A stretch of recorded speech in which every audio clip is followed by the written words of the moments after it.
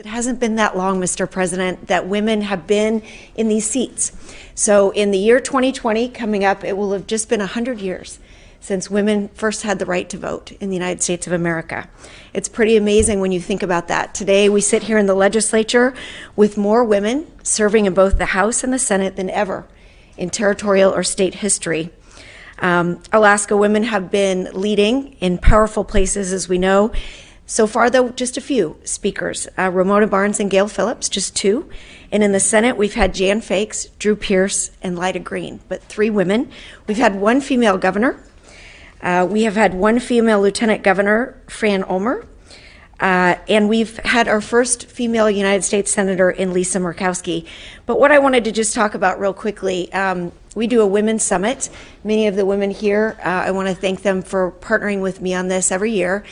And what we do in that Women's Summit is the first thing we say is we're not victims.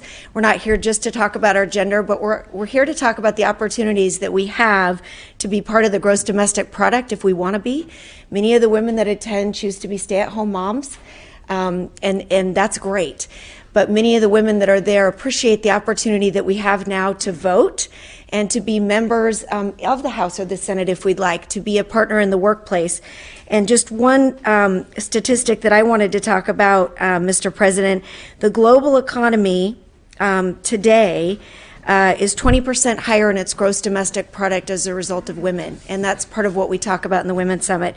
And the last thing I want to say is that Alaska was 7 years ahead of the United States of America. And it's something that maybe people don't recognize, but something to take away today. As Alaskans, we tend to be innovative, progressive. We think outside the box.